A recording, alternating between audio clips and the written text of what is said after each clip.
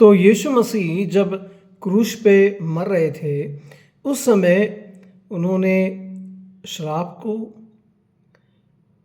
पाप को, परमेश्वर के क्रोध को और इंसान की नफ़रत को पूरी तरह से हरा दिया। अब जैसे मैंने कहा था कि जिन लोगों ने यीशु मसीह को दोषी ठहराया, उन लोगों ने वही यहूदी वाचा और व्यवस्था का उपयोग किया था। उन्होंने उसका गलत उपयोग करके ये दर्शाया कि उनके बीच में परमेश्वर नहीं है और उन्होंने परमेश्वर को ही रिजेक्ट कर दिया है। और जैसा कि व्यवस्था में लिखा हुआ था, जो लोग उस व्यवस्था का दुरुपयोग करेंगे वो उसके श्राप के अधीन हो जाएंगे। वे लोग सब परमेश्वर के श्राप के अधीन हो गए। उनमें से जो भी यीशु मसीह में बाद में विश्वास करेगा वो श्राप से बाहर निकल जाएगा और उसके पाप जो है वो परमेश्वर क्षमा कर देगा और उसको भी यीशु मसीह के द्वारा जो अनंत जीवन है वो प्राप्त होगा। तो यहाँ पर हम देखते हैं कि यीशु मसीह ने इन सब चीज़ों को और व्यवस्था को भी पूरा करके उसको पूरी तरह से जीत लिया। जो भी व्यवस्था के कानून में दिया गया था, जो भी मूसा नबी के द्वारा दिया गया था, सब कुछ यीशु मसीह ने पूर्ण कर दिया। मूसा के जैसा एक भविष्यवक्ता आएगा जो उनको वापस परमेश्वर के पास लेके आएगा और उसकी बातें जो है उनको सुननी है। वो सब कुछ यीशु मसीह ने क्रूस पर पूरा कर दिया। और मरने के पश्चात तीसरे दिन यीशु मसीह जी उठे। अब जब तीसरे दिन यीशु मसीह जी उठे तो उन्होंने मृत्यु को और मृत्यु के बाद में जो सड़ना होता है उसको, जो सड़न पूरे ब्रह्मांड में इंसान के परमेश्वर से अलग होने के बाद में फैली हुई है, उसको परमेश्वर ने हटा दिया। यीशु मसीह ने उसको भी जीत लिया। तो यीशु मसीह जब मरे हुओं में से जी उठे तो उन्होंने अपने जी उठने का जो सबूत है वो हर किसी को दिया। जो भी बाद में उनके चेले बनने वाले थे उन सबको उन्होंने वो संकेत पूरी तरह से उनको भरोसा हो जाए इस तरीके से दिया। अब इतने धर्म संसार में है, लेकिन आज तक किसी भी एक धर्म ने, चाहे वो बुद्ध का धर्म हो, चाहे वो महावीर का धर्म हो, चाहे वो हिंदू धर्म हो या मुस्लिम धर्म हो, किसी ने भी ये नहीं कहा कि उनका जो प्रेरित है, उनका जो वो धर्म को बनाने वाला है, उसने मृत्यु को जीत लिया है। आज तक ऐसा कोई धर्म नहीं है जिसका जो स्थापक है उसने मृत्यु को जीत लिया और वो मृत्यु से उठ के आ जाता है। क्योंकि मृत्यु से जीवित उठ के आना असंभव है। अब कई लोग ऐसा सोचते हैं कि 2000 साल पहले की बात है यीशु मसीह की, ऐसा हुआ नहीं हुआ किसको मालूम। अब क्या यीशु मसीह 2000 साल पहले जीवित थे? उसका प्रमाण हमें 3 सोर्स से मिलता है। एक तो न्यू टेस्टामेंट से मिलता है। न्यू टेस्टामेंट तो खैर इन्हीं की किताब है, उससे तो मिलेगा कि यीशु मसीह बोल के एक व्यक्ति जिंदा था 2000 साल पहले इसराइल में और उसने इस प्रकार अपना जीवन बिताया था और मरने के बाद वो जी उठा। और ऐसा उसके जो चेले हैं उन्होंने विश्वास किया और उन्होंने इस बात को फैलाया पूरी दुनिया में। अब दूसरे 2 सोर्स और हैं। एक एक यहूदी लेखक था जिसका नाम था जोसिफस। उसने एक किताब लिखी। उस किताब में उसने ये मेंशन किया कि यीशु नाम का एक बंदा था जिसने ये क्लेम किया कि वो यहूदियों का राजा है, यानी कि मसीह है। मसीह का मतलब यह है कि जो राजा जिसके ऊपर परमेश्वर का अभिषेक है, परमेश्वर ने जिस राजा को अभिषेक किया है।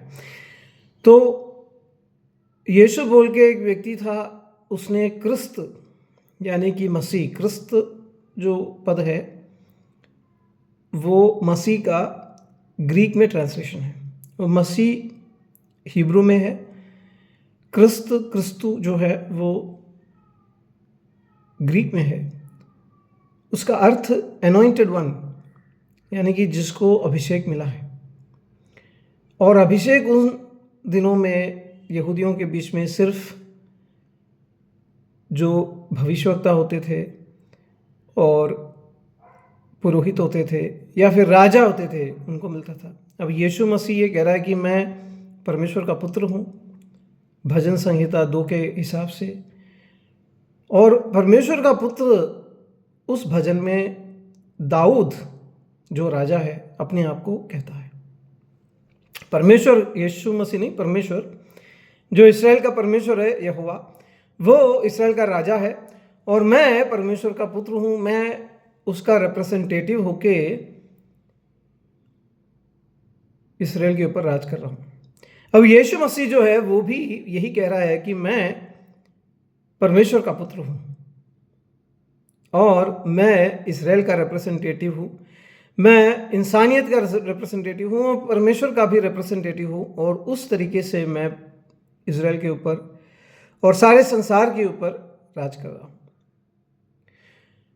तो यीशु मसीह जो है उसका नाम का अर्थ ये है, वो जीवित था और वो उसने ये बातें कही थी और उसके लोगों ने ऐसा ऐसा उसके ऊपर भरोसा किया था। जोसिफस अपनी किताब में उसके बारे में मेंशन करता है। तो ये तो यहूदी आदमी है। कोई बोल दे कि अब यहूदियों के बीच में तो ये बात चल रही थी, तो हो सकता है उसके बारे में अच्छा कुछ लिखना था और एक यहूदी ने लिख दिया। अब बाइबल की जो पुराने नियम की किताबें हैं, नए नियम की किताबें हैं, सब यहूदी लोगों की लिखी है। लेकिन रोम के लोग जो हैं, जो यहूदियों से भी बैर रखते थे और मसीहियों से भी बैर रखते थे, यहूदियों के बीच में से ही ये मसीही लोग, क्रिश्चियन लोग आए हैं, इन दोनों से बैर रखते थे, उनका भी एक लेखक था। यह है थर्ड सोर्स, जिसका नाम था टैसिटस। टैसिटस ने भी अपनी किताब में ऐसा लिखा कि यीशु बोल के आदमी था, उसने अपने आप को ख्रिस्त कहा, यहूदियों का राजा, यहूदियों का मसीह, ऐसा उसने अपने आप के बारे में कहा। और लोगों ने ये विश्वास किया कि वो मरे हुओं में से जी उठा है और उसके चेले इस विश्वास के बारे में वहाँ पे कहते थे सबको। तो ये जो बातें हैं वो किसी वैक्यूम में नहीं हुई है, ये सब हिस्टोरिकल फैक्ट्स है। यीशु मसीह के जिंदा होने का प्रमाण और इस्राएल में 2000 साल पहले जीवित रहने का जो प्रमाण है वो हमें इन 3 सोर्सेस से, न्यू टेस्टामेंट से, जोसिफस की किताबों से और टैसिटस की किताबों से मिल सकता है। आप भी वो आप चाहो तो जांच कर सकते हो इंटरनेट पे, AI आपको बता देगा क्या जोसिफस ने क्या कहा जीसस के बारे में, टैसिटस ने क्या कहा जीसस के बारे में। ये सब उस समय रहते थे, उनकी किताबें हमको मिल सकती है। अब यीशु मसीह मरे हुओं में से जी उठा, ऐसा हम कैसे विश्वास कर लें? कितने लोग थे वहाँ पे जो यहूदी लोग थे जिन्होंने ये विश्वास नहीं किया। जैसे कि यहूदियों के पुरोहित थे, उन्होंने विश्वास नहीं किया। जिन रोमियों ने जीसस को क्रूस पे मारा था उन्होंने विश्वास नहीं किया। ये तो जीसस के चेले हैं जिन्होंने विश्वास किया। हो सकता है कि उन्होंने मन गठन एक कहानी बनाई हो कि यीशु मसीह मारा गया लेकिन उसको परमेश्वर ने जी उठाया, ये दिखाने के लिए कि पिलातुस ने, जो रोम का अधिकारी था, और यहूदी जो याजक थे, महायाजक थे, उन्होंने जीसस को यीशु को गलत रूप से दंडित किया था, यानी कि यीशु को उन्होंने न्याय नहीं दिया था। इसलिए क्योंकि वो जीसस जो है वो इनोसेंट है, उसकी इनोसेंस प्रूव करने के लिए कि उसमें कोई गुनाह नहीं है, वो गुनहगार नहीं है, ये साबित करने के लिए परमेश्वर ने उसको तीसरे दिन जिलाया है। वास्तव में परमेश्वर ने उसको तीसरे दिन इसीलिए जिलाया था ताकि जो लोग हैं वो समझ सके कि यीशु उनके लिए मरा है, लेकिन यीशु ने कोई पाप नहीं किया। यीशु पूरी तरह से पवित्र है, वो परमेश्वर का पुत्र है, वो परमेश्वर है। परमेश्वर को कोई मार सकता है? परमेश्वर ने अपने आप को मौत के हवाले कर दिया, लेकिन तीसरे दिन वो जी उठा, जैसा उसने पहले भविष्यवाणी की थी। अब ऐसा कोई होगा जो पहले भविष्यवाणी कर देता है कि तीसरे दिन मैं उठूंगा और उठ जाता है, वो है जीसस।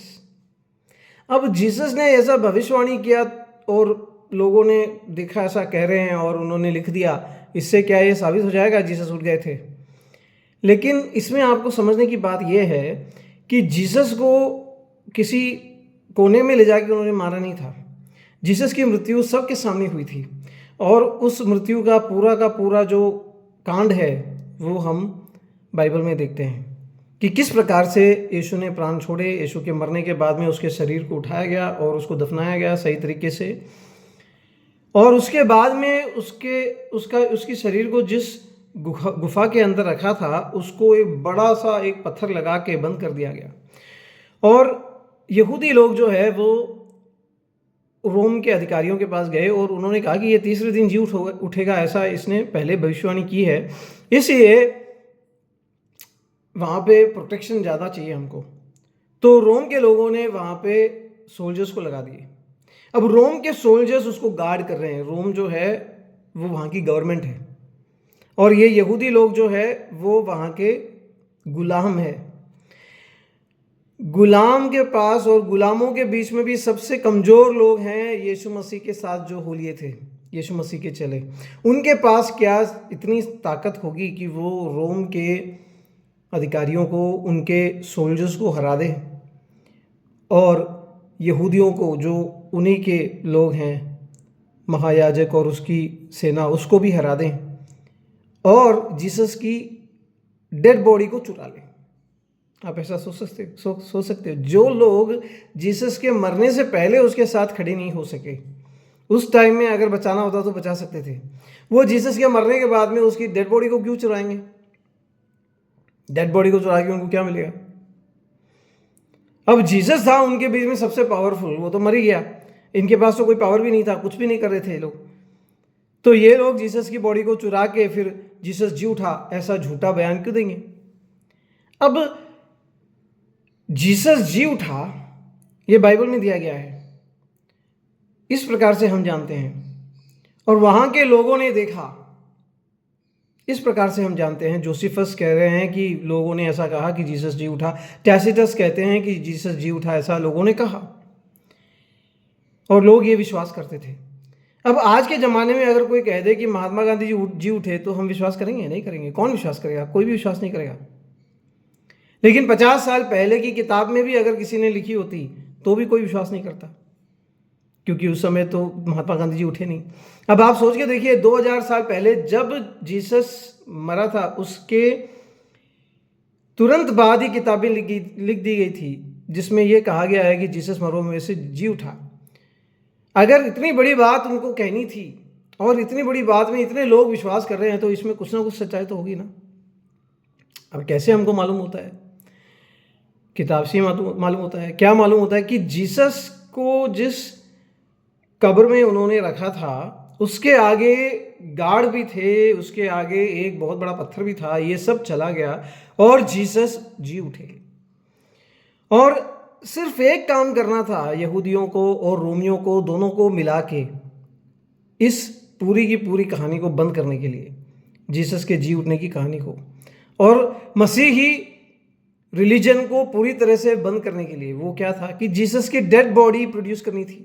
अगर जीसस की डेड बॉडी वो ले आते और दिखा देते सबको, तो फिर ये मार्ग कभी भी आगे नहीं बढ़ सकता था।